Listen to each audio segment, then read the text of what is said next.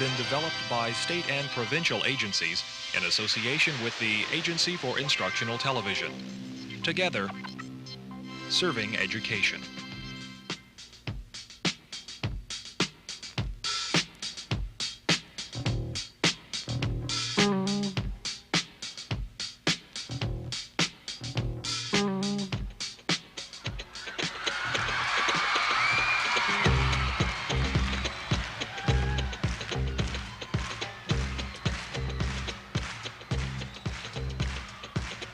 If you came to this store to buy a stereo, you'd have all of these from which to choose. But to help you make your choice, you might want to start comparing some numbers. Price. Price is a good place to start. This stereo costs $1,250. This one costs $849. And this stereo costs $300. You see, now we've got some numbers we can start comparing. Of course, price isn't the only consideration. I want a system that sounds good. Heavy, you know? Real clean highs are what make a system sound good. Heavy, clean, they're nice words, but you can't really use them to compare anything. I mean, how can you compare the heaviness of one stereo to the heaviness of another? Okay, so say you were interested in good, clean, high frequencies. There are numbers that you can use to compare. Now, the human ear can hear sounds as high as 15,000 cycles per second. So knowing that, let's compare the high range of each of these. This unit will deliver sounds up to 10,000 cycles per second. This one will go to 12,000 cycles per second. And this one will reach 13,000. Now, this is the one you'd want to get if you were interested in good, clean, high-frequency response.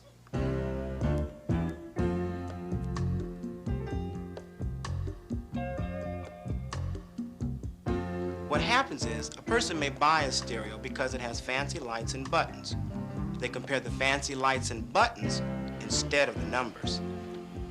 So if you compare things in terms of numbers, things like a frequency response, power output, percentage of distortion, and you still decide on the machine with the fancy lights and buttons, that's okay, because at least you've considered numbers and how important or unimportant they are to you. Blanca Ortiz is 16. This restaurant is owned by her father. She works here part-time, along with her cousin, Tony. Now, Blanca currently has two problems. We'll call them problem A and problem B. Problem A is fairly simple. Table 27 is getting burned. They got on me for having to wait so long. Oh, there goes your order now. Howdy, Tony. Hi, Mr. Singleton. Mrs. Jordan. Service was a little slow tonight. Well, we have 40 tables and usually 8 waiters. Or one waiter covers 5 tables. But we're short 3 waiters. So one waiter has to cover 8 tables. So that's why we're running a little behind. So what you're saying is the ratio is usually 5 to 1, but tonight it's 8 to 1. That's right. Now, all that means is I don't have to leave a tip. Daddy? Nice fella. So much for problem A. Now, that's problem B on the phone. Problem B is a little more complicated than problem A. And before it's settled, many numbers are going to be compared. Just a second. Here, it's that dude you hang out with, Armondo with an O. Well, what do you know? What kind of guy spells Armondo with an O? Hi. I called about tonight. I have to work. But we're going to the show. I know. I thought I could finish up by the time you got off at 8, but we've had some problems. You do this to me all the time. Don't get bent out of shape over it. I have to finish this car. I'm not bent. Not much. Look, will you do me a favor? Will you call that band the Marble Tones and check with them about the car club dance next month? I'd do it, but I have... I know. You have to finish this car. Yeah, me too. Bye. I heard your boyfriend flunked out of that night class in drafting he was taking. He didn't flunk. He dropped it. He was so tired from working, he couldn't keep his eyes open.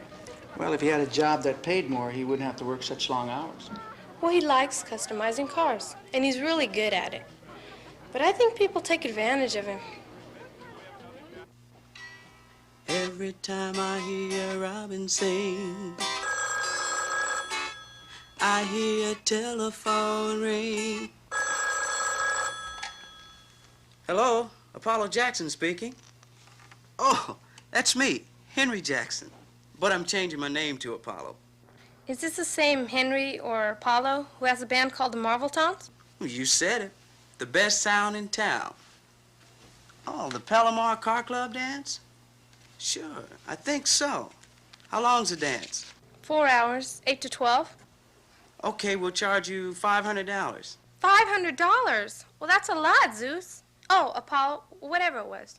500 divided by 4 hours is what, $125 an hour only. That still sounds like a lot. Well, there are 7 people in the group. Divide 7 into 125, and it's what? $17, $18 an hour? Well, that still sounds like a lot, Henry Apollo. Well, you know, playing is only a part of it. There's setup, tear down time, transportation. That all has to be figured in. See what I'm saying?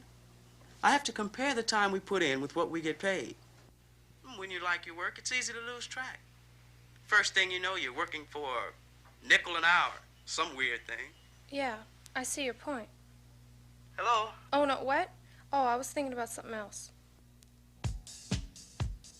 What you doing inside my dreams? Come on out, I need you here with me. Yeah. Come on now and change your mind. There's happiness waiting here for you tonight. Dance, dance, just me and you. Take me down the road and dance my blues away. Dance around the room, just me and you. Take me down the road and dance my blues away. Dance my blues, dance my blues away. Look at that, $1,000, pure profit. Let's get it to the bank. Can I ask you something? Sure. How long did it take you to finish that Firebird? Like, from the first time you started the design to when you finished it? Oh, Wait a minute. I don't know, 4 months off and on. It would have taken 8 weeks full time, I guess. Well,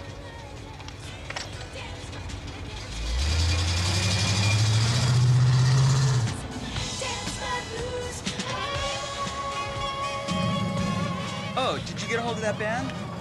uh-huh. What did they want? 4, 5? Probably 5. They said they have to compare the amount of time they put in with what they get paid. Can't ask people to work for peanuts. Listen, we have to celebrate this check. What do you want to do? I don't know. Well, what about if I come over tonight? We can figure out some way to spend some of the money. Sure.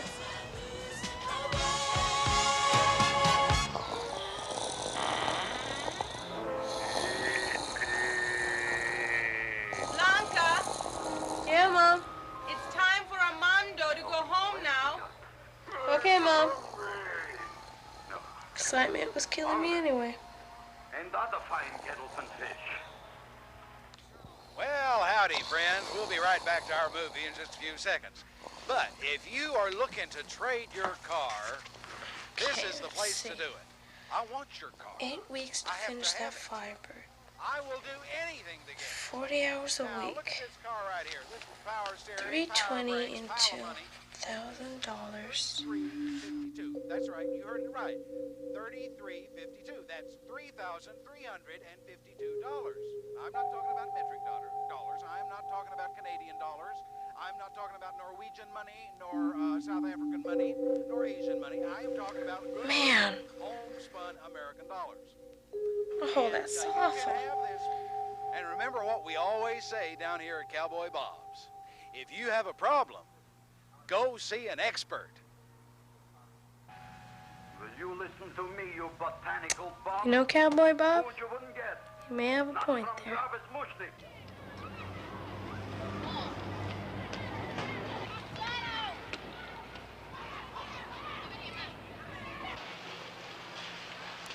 This is good work. Really good. Where's Armondo working? Well, different places. Like if a shop needs someone to design a car for them, they call him up. He was one of my best students.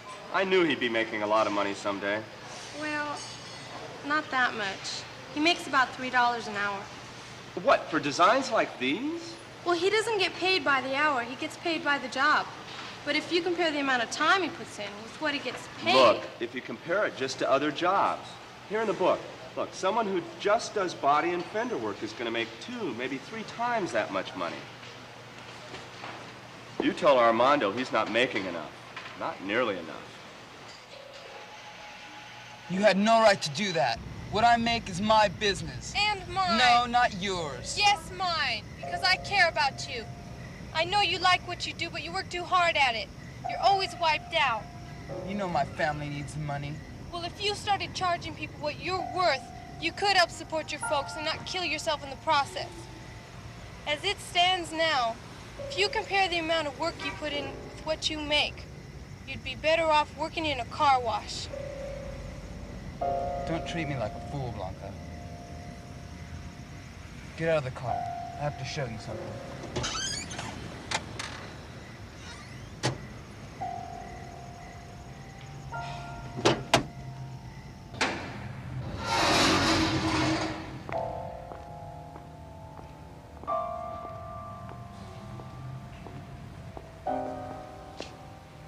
You see this car? The guy who bought it came to me to fix it up. He came to me because he'd seen other cars I've done. That's part of what I'm working for right now. You did a pretty good job of comparing how much time I work with how much I earn. But there are other things to consider. I'm trying to build a reputation.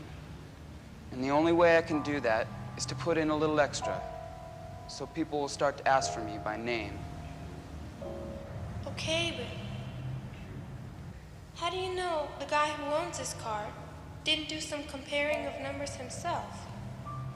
He could have said, I'll take it down the street to a guy who charges a little bit more, so he doesn't have to work so hard.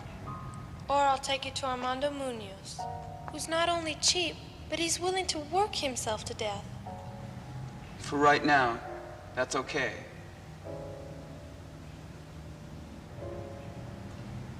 When are you gonna draw the line, babe? Haven't figured that out yet. See, I told you this problem was not going to be easy to deal with, right? Sometimes problems can be reduced to numbers, and reducing them to numbers can help you better understand the problems. Like the restaurant, for example. So what you're saying is the ratio is usually 5 to 1, but tonight it's 8 to 1. That's right. Reducing a problem to numbers is often helpful. But there are times when, as with Armondo, the numbers are telling you to solve a problem one way, and a feeling in the pit of your stomach is telling you to deal with it another way. These are some of the most difficult problems. They're human problems. And after all, a computer never had a feeling in the pit of its stomach. But even so, it is to your advantage to at least consider the numbers. I don't want to fight anymore, okay? Will you do me a favor? Will you keep an eye on yourself? For instance? Will you keep comparing how hard you're working with what you're getting out of it? Just so you know where you are. I will. And will you take some time off every once in a while to be with the people who care about you? I think I can do that. We friends again? Sure.